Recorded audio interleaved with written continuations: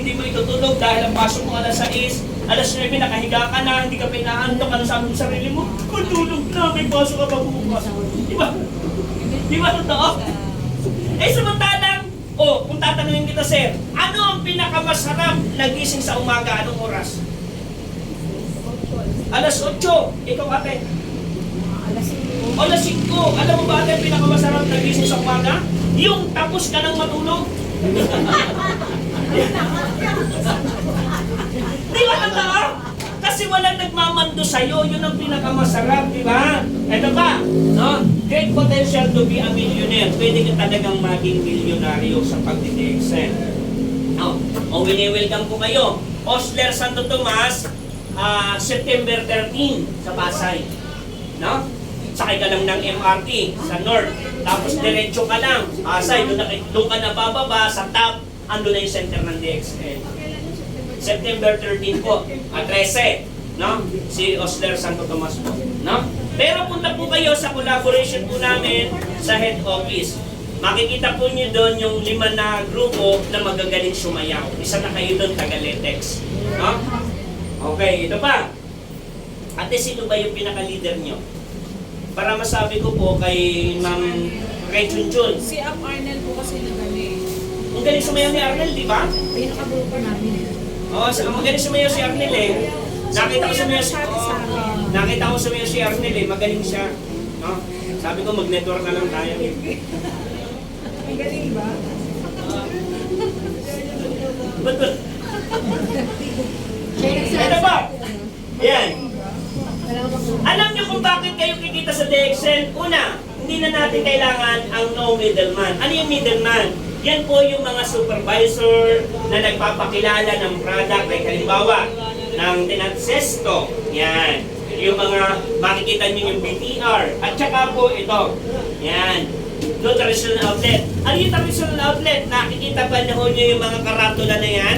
Kagaya nung Andox. Yan. At saka nung ibang karatula. No? Yan po yung mga tinatawag natin traditional outlet. Hindi natin kailangan sa DXN yan. At mas lalong din natin kailangan ang advertisement. Sino yan? Yan yung mga artista. Dahil halimbawa, Manny Pacquiao, Sharon Cuneta, Aga Mulak, Robin Padilla. Itataas nila yung kape ng DXN, ihaharap sa TV. Bago nila itaas yun, mag-uusap muna sila ni Dr. Lim Sogyen kung magkano ang talent niya. Halimbawa, Robin Padilla, no? 5 milyon sa loob ng 1 taon. Ilang beses lang niya itataas at mga second lang dadaan sa pinaka-TV. No?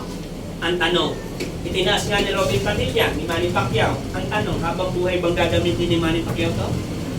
No?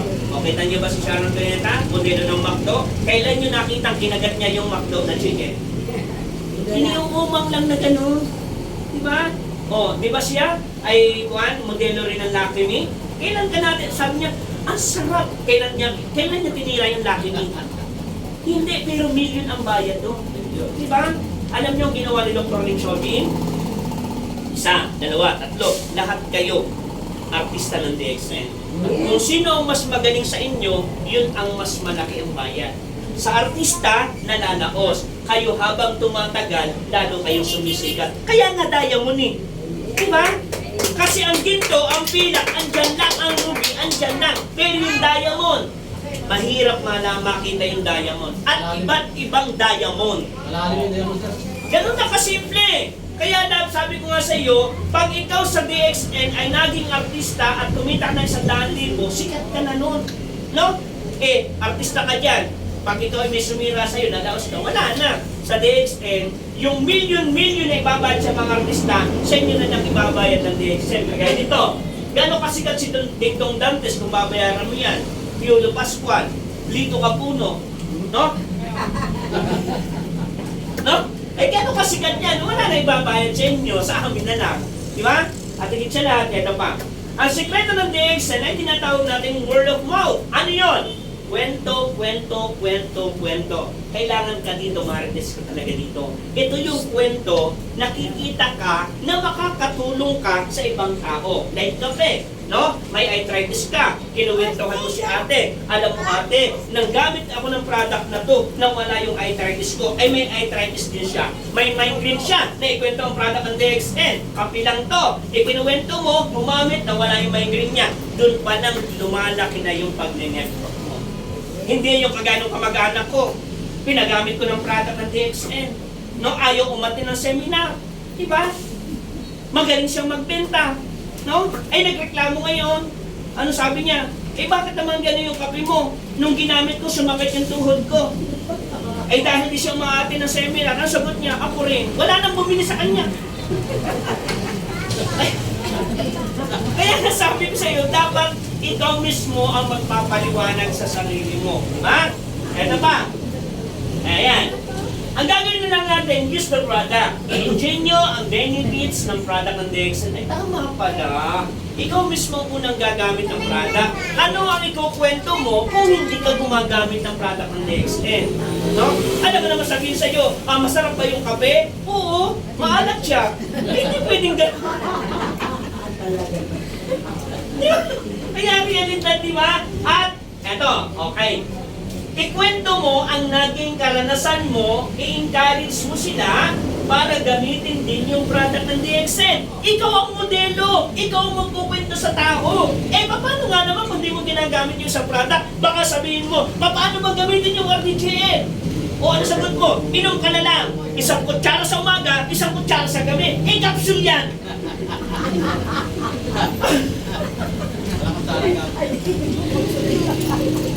Tapos, pinuksan ng kumari mo, Amari, capsule pala to, paano kukutsara to?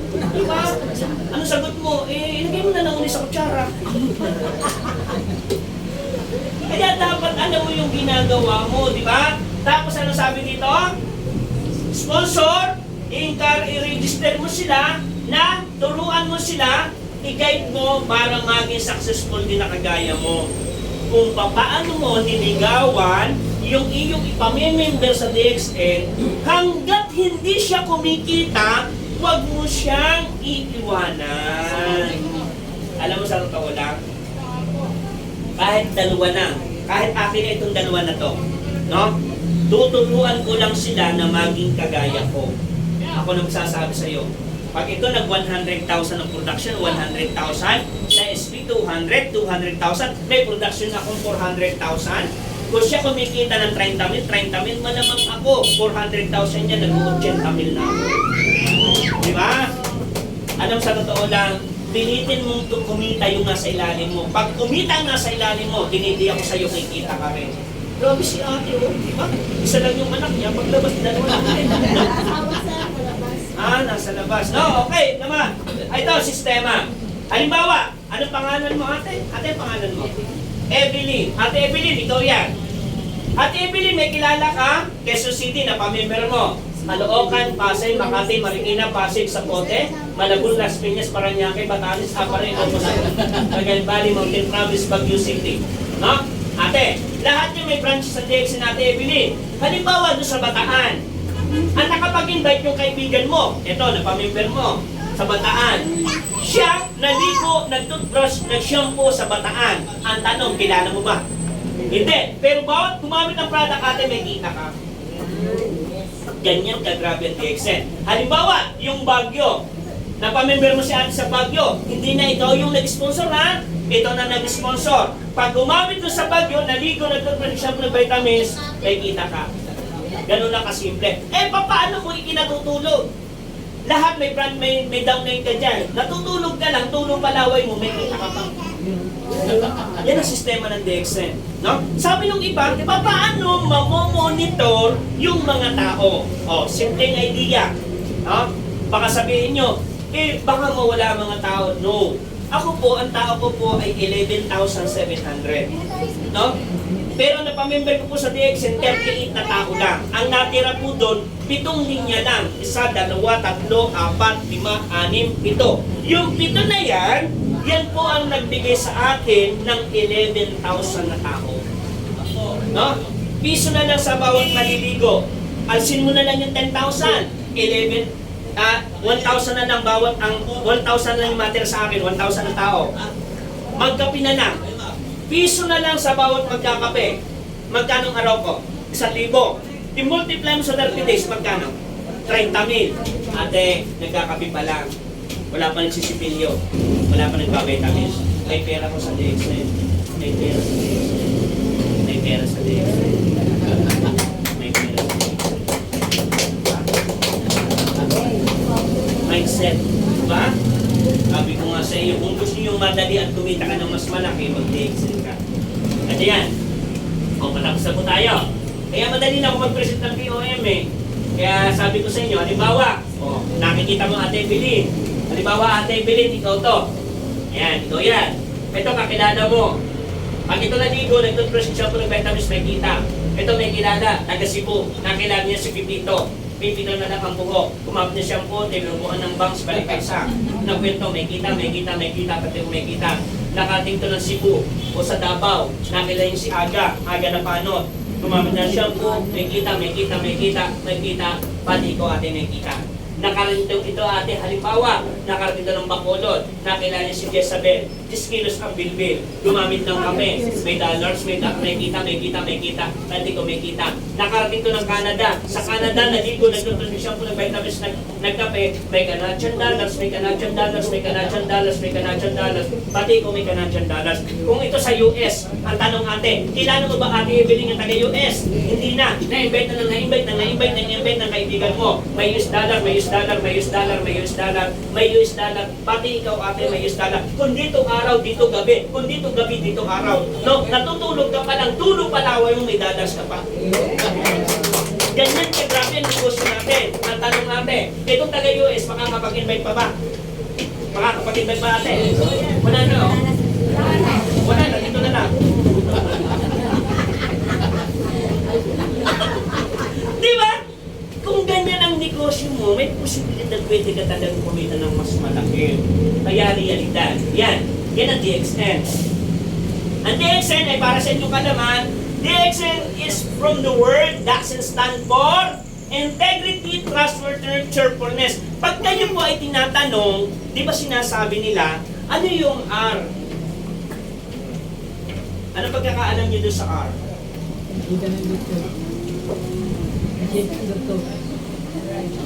Resita doon ng doktor.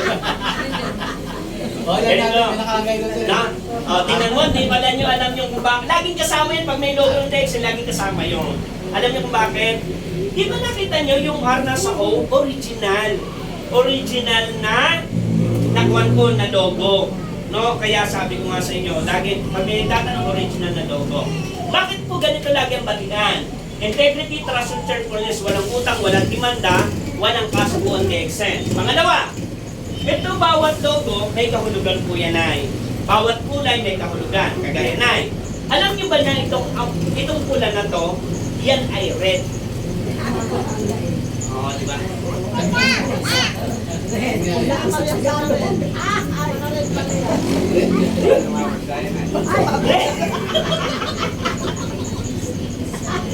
Red is rising sun, positive thinking, positibong pananaw. Yung green naman po, vitality and growth.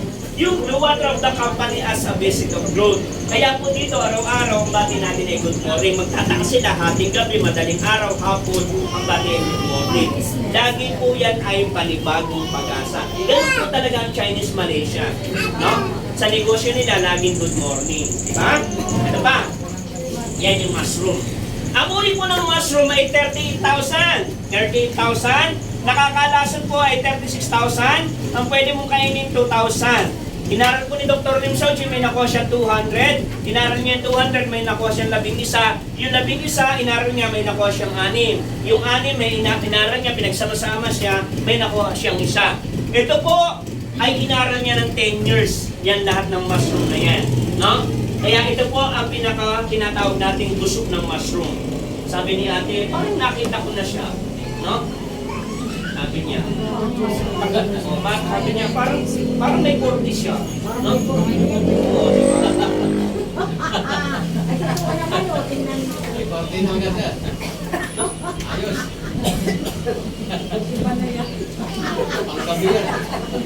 Ayan. 6 pieces of mushroom. Tinawag siyang heart gano, kinsey gano, liver gano, pick-up gano, at rookie gano. Yan po yung anim. Pinag-isa ni Dr. Lim Xiaojin, pinulverize. Ang lumabas po, yung nag-iisang, tinatawag natin, eto yan.